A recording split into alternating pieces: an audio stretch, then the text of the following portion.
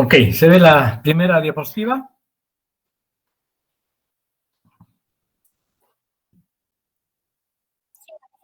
Gracias. Enfermedad pulmonar crónica. ¿Sí? Hay dos enfermedades pulmonares crónicas, todas no infecciosas y de presentación difusa, es decir, compromiso difuso de los pulmones, ¿ya? Decía que hay dos tipos principales de enfermedades crónicas, intersticiales y obstructivas. Las obstructivas, que como su nombre lo dice, están producidas por una obstrucción a cualquier altura, desde la tráquea hasta los alvéolos, y esta obstrucción puede ser total o parcial, ¿ya? Y la restrictiva, que compromete más el intersticio que el árbol respiratorio bronquial y alveolar, ¿no? Entonces, en la patología obstructiva, la característica fisiológica fundamental es la resistencia al flujo de aire por la obstrucción de la vía aérea, ¿sí? Aquí vamos a hablar del volumen forzado y volumen total, ¿no? Entonces, y en las enfermedades restrictivas, que serán el tema de la próxima clase, hay una disminución de la capacidad y volumen pulmonar y una capacidad pulmonar total y capacidad vital también disminuidas, ¿ya? En cambio, en la obstructiva hay un aumento de la resistencia al flujo de aire por la obstrucción de la vía aérea y una disminución del volumen expiratorio forzado y total, ¿ya? ¿Cuáles son las enfermedades obstructivas? Las más importantes son, obviamente, el asma bronquial y la bronquitis crónica, ¿sí? Pero además, el enfisema y la bronquitis crónica, pero además tenemos otras patologías. Tenemos la fibrosis quística, ¿sí? Las bronquiectasias, la bronquiolitis y el asma bronquial.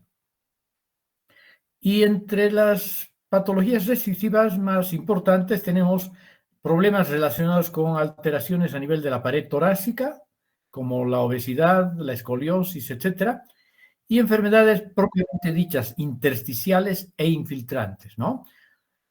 Aquí tenemos todas las neumoconiosis y las variedades de fibrosis pulmonar, y también las enfermedades granulomatosas y algunas otras enfermedades bastante atípicas y extrañas, no muy frecuentes.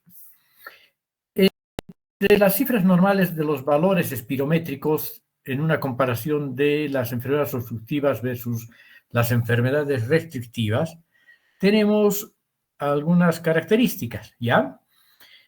Aquí vamos a medir el índice de Tifenot, que distingue dos patrones anómalos.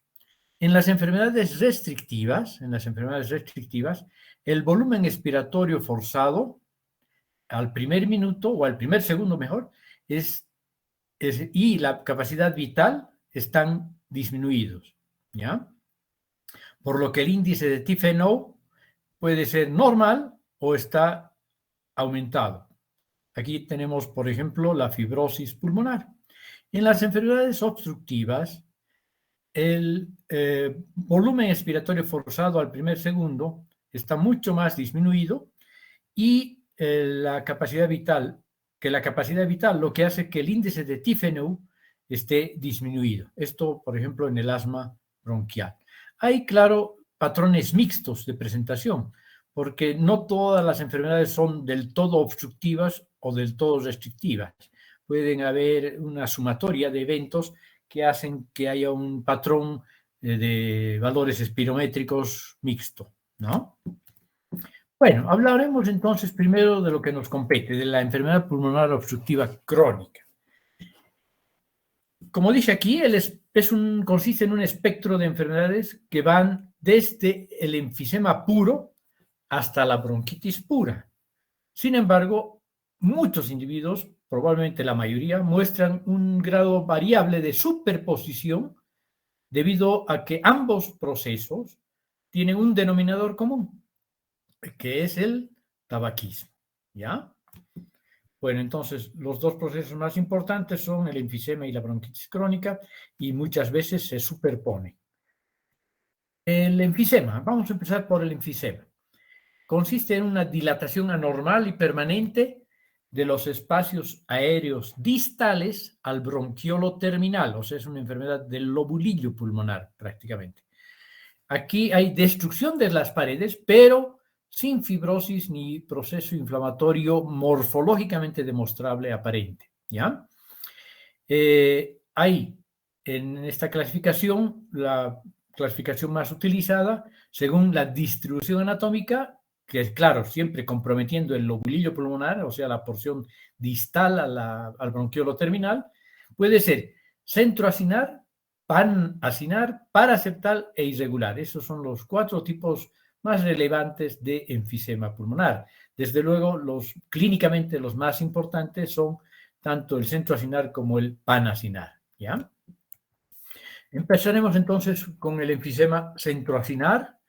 Consiste en una destrucción y aumento del tamaño de la parte central, o sea, proximal del lobulillo pulmonar, de la unidad respiratoria que es el lobulillo pulmonar, con unos alveolos relativamente indemnes. Esta patología tiene una muy fuerte asociación con el hábito tabáquico, con los fumadores, ¿ya?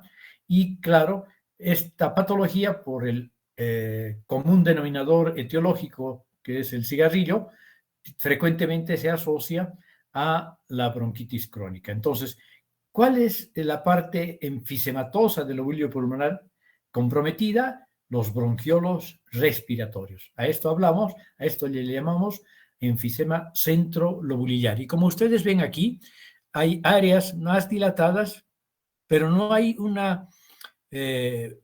pulmón muy esponjoso, que digamos, ¿no?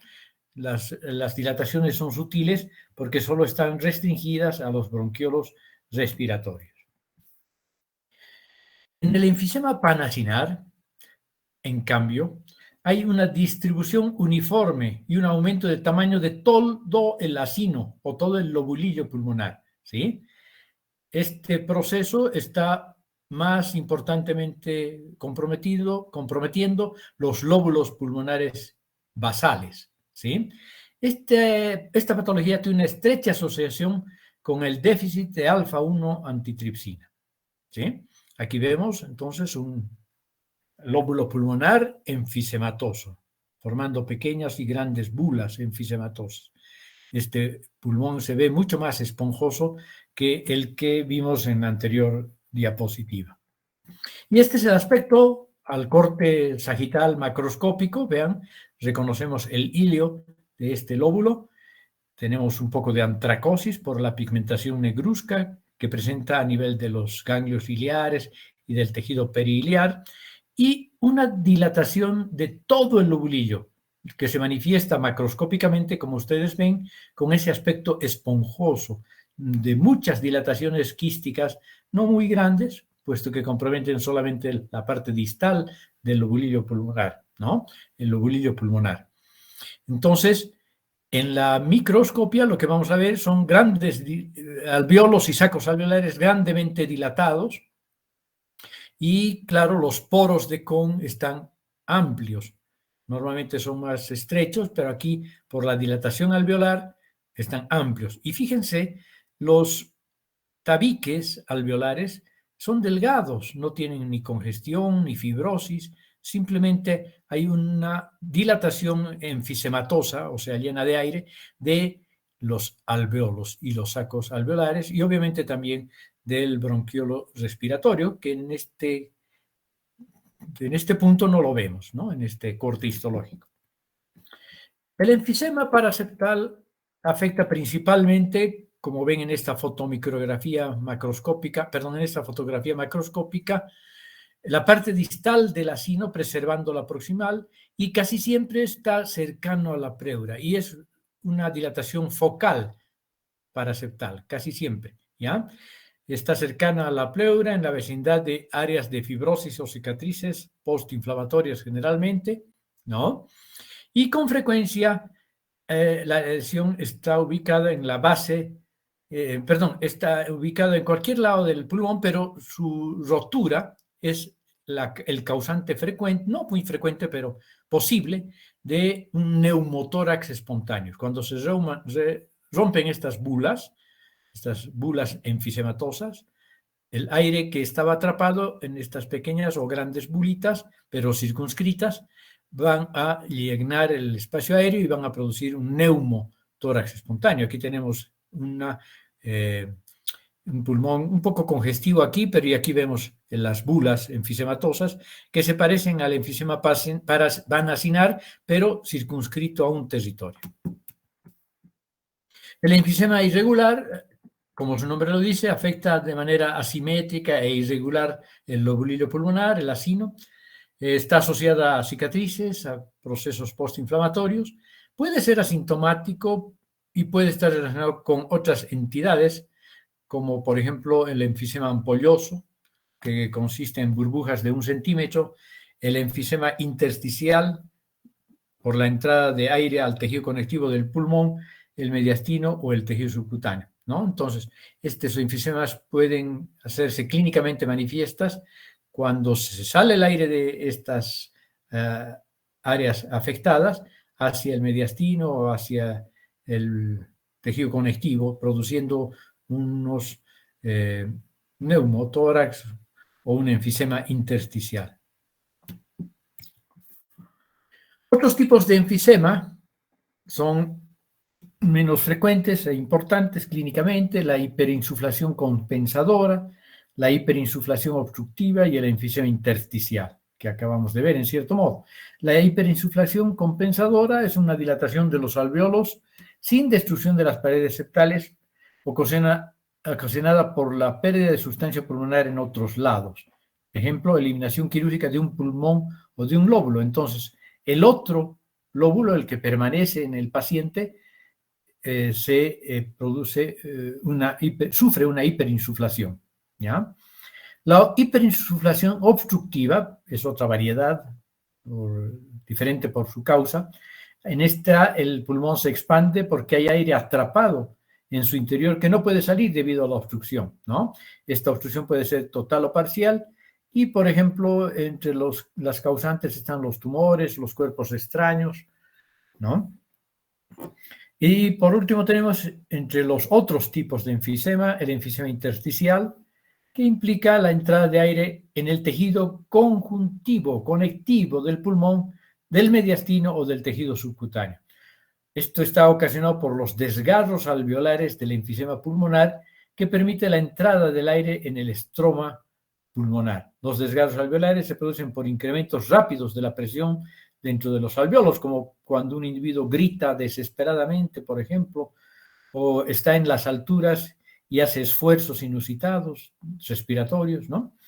Entonces, aquí hay una tos, por ejemplo, puede ser el causante de este tipo de lesión, o una obstrucción bronquiolar, ¿Cuál sería la deficiencia entre una hiperinsuflación y un enfisema?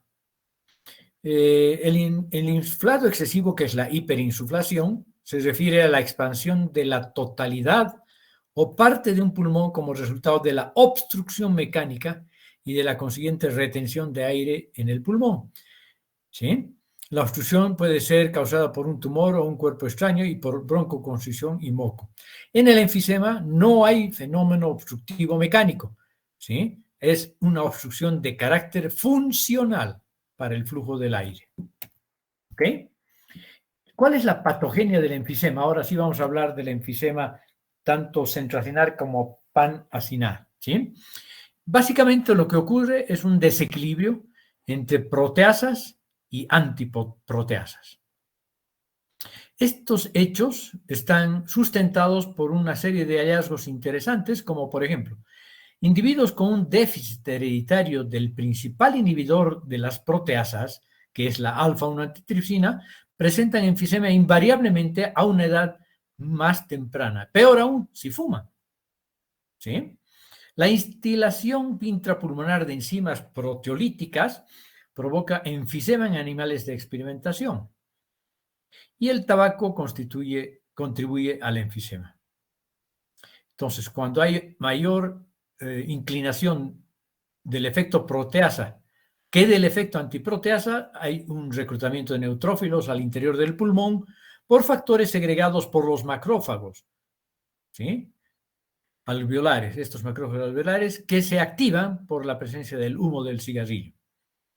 Esta vez, una vez activados estos macrófagos, van a estimular a su vez a los neutrófilos para que estos liberen una poderosa enzima destructora del tejido elástico, que es la elastasa.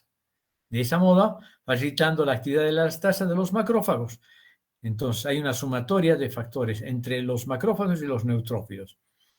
Inactivando además, ¿no?, el efecto tóxico del humo del cigarrillo, la alfa-1 antitripsina, o sea, el efecto antiproteasa, que podría controlar el efecto de las proteasas, ¿sí? Pero el consumo elevado de cigarrillo va a ir inactivando la alfa-1 antitripsina. Esto porque en el cigarrillo en el humo del tabaco en realidad hay numerosos oxidantes presentes, así como radicales libres, y se suma a la activación de los neutrófilos que liberan otra vez los neutrófilos activados, estos otros oxidantes y efectos antiproteasa y enzimas como la elastasa. Entonces, hay una suerte de efecto sucesivo. Cigarrillo, activación de macrófagos, de neutrófilos, liberación de factores oxidantes, radicales libres y acción proteolítica y elastolítica, en realidad, por parte de la elastasa. Y aquí tenemos básicamente el efecto del tabaco sobre el enfisema, principalmente centroacinar, como hemos dicho, ¿no? Entonces, el tabaco tiene una serie de especies de oxígeno reactivo con radicales libres que inactivan por sí mismos las antiproteasas, que son la alfa-1 antitripsina. Por otra parte, estimulan la producción de interleucina 8, factores de necrosis tumoral, la nicotina, ¿no? Sobre todo. Activan los neutrófilos y estos producen elastasa, que provoca daño tisular, destrucción del tejido elástico. Por otra parte, si además hay una deficiencia congénita de alfa-1 antitripsina, esto se potencia y aparece la enfermedad en forma más temprana, ¿no? Aquí los macrófagos alveolares también hemos dicho que participan de manera importante, que además de los neutrófilos también producen elastasa, además de unas metaloproteinasas, ¿no? Y aquí tenemos algo parecido: activación, presencia de neutrófilos, migración hacia la luz y hacia el intersticio, y entonces hay una acción de activación, ¿no?, y una reducción de los factores antiproteasa. Entonces hay activación de todo lo que hemos dicho por efecto del humo del cigarrillo y además inhibición de la alfa-1 antitripsina, por lo que se reduce el efecto antiproteasa. Aquí vemos, básicamente ya vimos, macroscópicamente los pulmones se ven voluminosos, con forma de almohada o de esponja, si quieren, no tanto como esponja, pero más o menos. Un aumento de los espacios aéreos microscópicamente, con un adelgazamiento significativo de las paredes. Los capilares septales en estas áreas adelgazadas de la pared alveolar y el escaso intersticio que hay están francamente comprimidos y exagües, es decir, sin mucha sangre, al revés que congestivos. La ruptura de las paredes puede dar lugar en última instancia al famoso aspecto de panal de abejas, ¿no? Bueno, salimos del enfisema y entramos a la bronquitis crónica. Definición clínica: tos persistente que produce expectoración durante por lo menos 3 meses durante 2 años consecutivos. Esta es una definición clínica, ¿no? Y en la patogenia, pues muchos procesos, muchos factores: irritación crónica de las vías respiratorias por sustancias inhaladas principalmente, especialmente el humo del tabaco. Otros irritantes también lo desencadenan: hipersecreción de moco, Y esto es lo que caracteriza en realidad a la bronquitis crónica: hipersecreción de moco, hipertrofia de las glándulas mucosas, metaplasia de células caliciformes en el epitelio bronquiolar y la bronquiolitis, ¿no? Son consecuencias entonces de el efecto de estas sustancias inhaladas que contienen los neutrófilos. Morfológicamente hay hiperemia, los vasos sanguíneos pulmonares están congestidos, hay edema de la mucosa, ¿sí? Las secreciones mucosas son tan espesas que forman moldes, ¿no?, dentro de la luz y en la luz bronquial. Aumento del tamaño de las glándulas mucosecretoras de la pared bronquial, formación de tapones mucosos, inflamación y fibrosis en los bronquios y bronquiolos. Aquí en el intersticio podemos ver la inflamación dominada por macrófagos, linfocitos, pero también con algunos neutrófilos podemos encontrar. Y por último, se produce a este nivel, a nivel del epitelio respiratorio superficial, no a nivel de las glándulas, aunque también puede progresar hacia ese contexto. Vamos a tener una metaplasia escamosa, ¿sí?, a partir de cambios moleculares genéticos en la expresión de los genes en las células basales, ¿ya?, con presencia de un epitelio tipo escamoso. Clínicamente, hipoventilación alveolar, hipoxemia con hipercapnia, o sea, una insuficiencia respiratoria de tipo 2, cianosis, y no suele haber una disnea importante, pero puede cursar en forma crónica hasta conseguir una hipertensión pulmonar secundaria, ¿sí? Y como consecuencia de la hipertensión pulmonar secundaria, un cor pulmonar verdadero. ¿Okay? Aquí es lo que vemos: congestión, inflamación. No vemos metaplasia como en el dibujo anterior. Aquí vemos sí la metaplasia, pero sí hay mucha inflamación, mucha congestión, edema. Aquí tampoco vemos las glándulas, por lo tanto no podríamos decir que están hiperplásicas, hipertrofiadas y con hipersecreción de moco. Vamos al asma bronquial. Es una causa importante de disnea, de tos y sibilancias recurrentes. Esta es una enfermedad recurrente. Se caracteriza por la obstrucción de vías pequeñas, de vías pulmonares pequeñas. Miren, la afectación es importante. En la infancia, 10% de los niños pueden cursar con asma bronquial, de severidad variable, desde luego, y hasta el 5% se prolonga hasta en los adultos, o se presenta en los adultos también. Se especula que hay un incremento en su frecuencia por la contaminación atmosférica.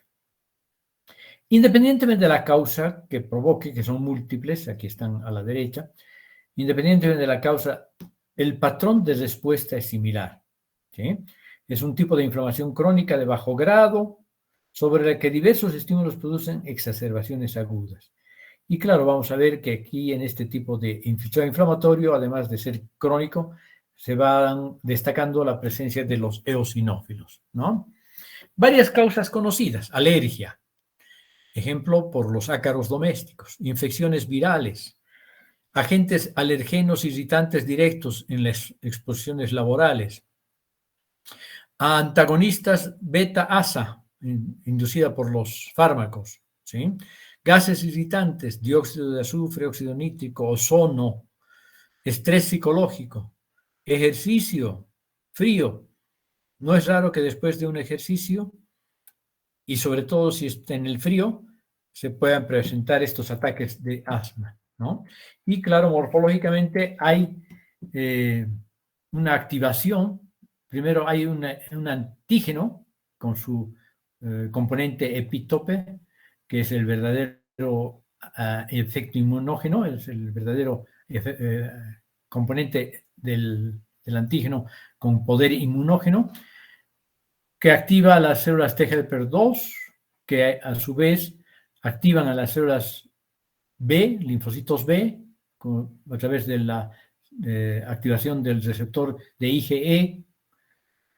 El anticuerpo de IgE estimula después a los mastocitos, ¿sí?, a través de estos receptores de FC y IgE, que se activan y producen interleucina 3 e interleucina 5 y producen un reclutamiento de eosinófilos, ¿sí? Los eosinófilos activados liberan liberación de gránulos mediadores. Pero el mastocito, además de reclutar eosinófilos que en cierto modo controlan un poco el proceso, va a activarse y va a liberar una serie de sustancias proinflamatorias preformadas y formadas a partir del ácido araquidónico, de su membrana celular, ¿no?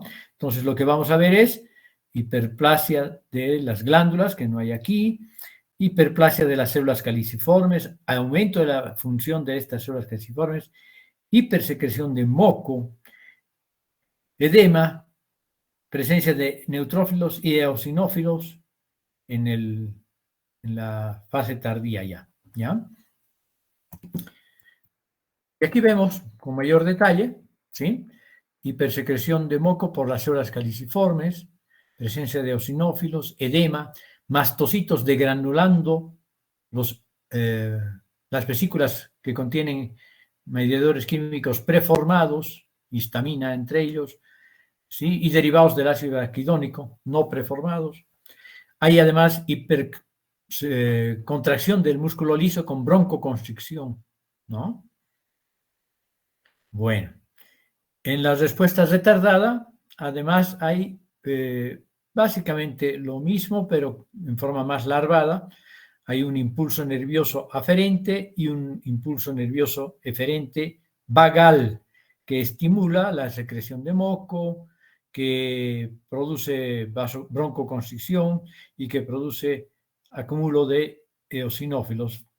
Claro, más por el efecto que tienen los mediadores químicos y la quimiotácticos producidos por los mastocitos para que lleguen los eosinófilos al sitio de exposición con el alergeno. Y aquí vemos un corte histológico. Está un poco amplificado, por eso no se ve tan clarito, tan bonito, pero se puede distinguir varias de las cosas que hemos mencionado. Hipertrofia e hiperplasia de las glándulas mucosas, edema, congestión vascular, hipertrofia muscular, inflamación, ¿sí? Engrosamiento de la membrana basal, hipersecreción de moco con un exudado inflamatorio acompañante, ¿sí? Si viéramos de cerca este moco, veríamos muchos eosinófilos. Bueno, en respuesta a la inflamación crónica, hay una respuesta compleja de la mucosa bronquial en respuesta a la presencia del antígeno, ¿sí? Por una parte hay broncoconstricción por aumento de la respuesta contráctil del músculo liso bronquial. Por otra parte hay hipersecreción de moco con impactación en las vías aéreas. Edema mucoso que produce estrechamiento de las vías aéreas y por eso las sibilancias. Extravasación de plasma en tejidos submucosos a través de la pared vascular, edema, ¿no? Infiltración de la mucosa bronquial por células por leucocitos, principalmente eosinófilos, pero también mastocitos, células linfoides, macrófagos. Y puede haber necrosis focal del epitelio de las vías aéreas, pero solamente del epitelio, ¿ya? Y depósito de colágeno bajo el epitelio bronquial en casos de larga evolución. El tabique puede contener los cristales de Charcot-Leydig, cristales derivados de los gránulos de los eosinófilos, y espirales de Kurtzmann, que son estos moldes formados por la viscosidad que tiene el moco, ¿no? La secreción mucosa de las vías respiratorias, sobre todo a nivel de las vías de pequeño calibre, ¿sí? Algunas notas sobre los mecanismos celulares. Fíjense, la respuesta inflamatoria crónica es compleja, decíamos, ¿no? En muchos casos predominan los mecanismos inmunológicos, aunque los mastocitos son importantes mediadores de este proceso y liberan histamina. Los antihistamínicos no son clínicamente los mejores, no son útiles, lo que difiere entre el asma y otros cuadros de hipersensibilidad de tipo 1, porque esta es una variedad de hipersensibilidad de tipo 1.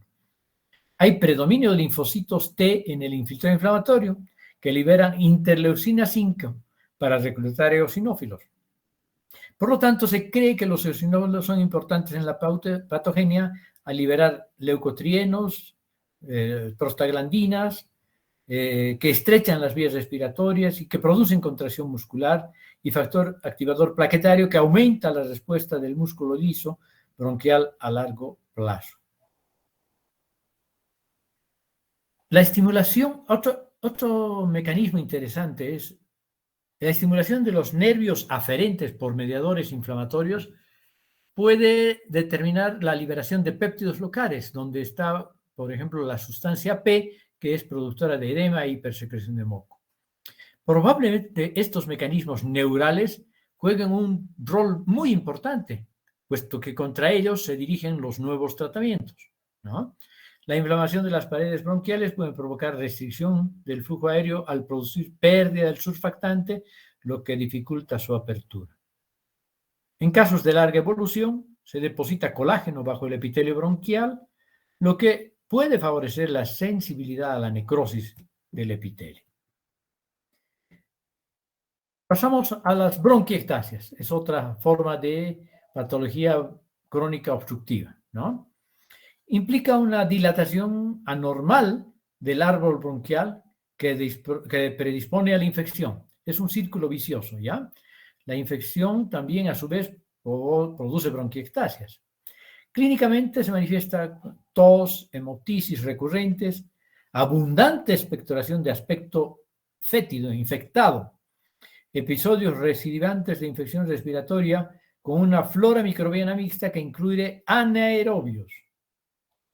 El compromiso es mayor a nivel de las bases pulmonares y las vías aéreas dilatadas pueden estarlo hasta alcanzar 5 a 6 veces de su calibre normal. Como vemos aquí, un poco aquí, en esta radiografía con contraste, una belleza, se ven las bronquiectasias, aquí se ve los moldes de moco formados en este sitio de bronquiectasia, y aquí se ve ya en la histología el proceso de dilatación y destrucción del epitelio bronquial y una inflamación y fibrosis periluminal. Miren aquí un extremo realmente grave de bronquiectasias. Este es un caso de bronquiectasia congénita. Y así es como se ve el pulmón como un panal de abejas, ¿eh? Aquí también se ve un enfisema grave, menor compromiso arriba que abajo.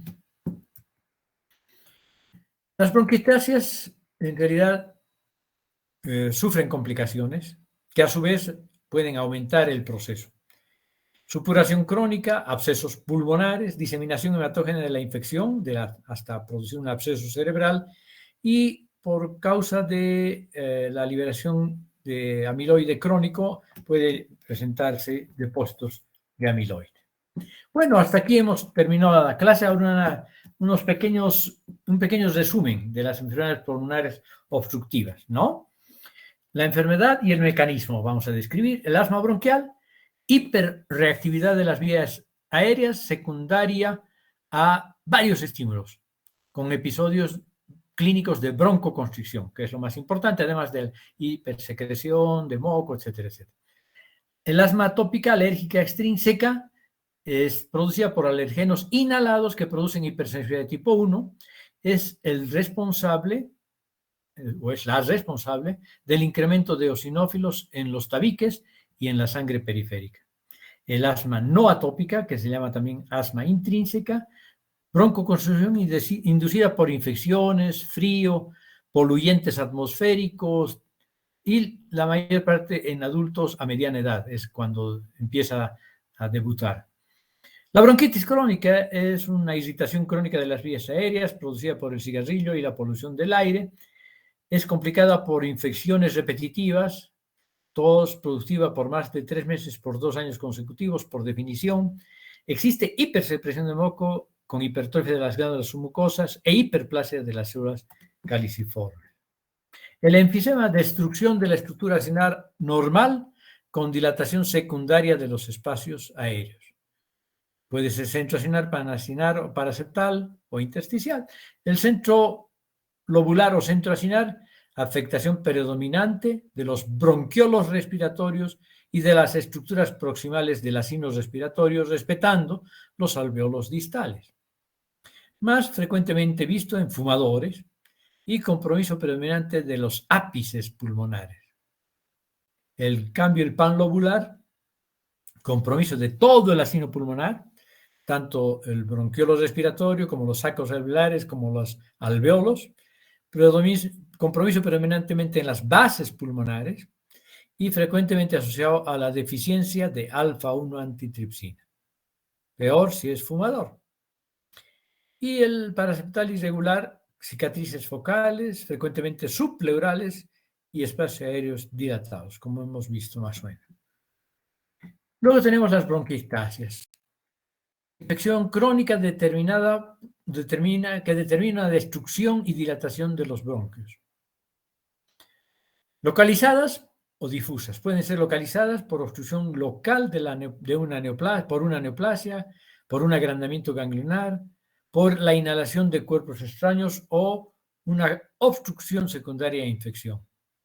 O difusas, secundaria a una condición congénita tal como la fibrosis quística del páncreas, el síndrome de cilios inmóviles, el síndrome de Cartagener, que también tiene que ver con los cilios, que afectan funcionalmente toda la vía respiratoria, causando una obstrucción de la mucosa, ¿no? Y con eso terminaríamos nuestra presentación. ¿Sí?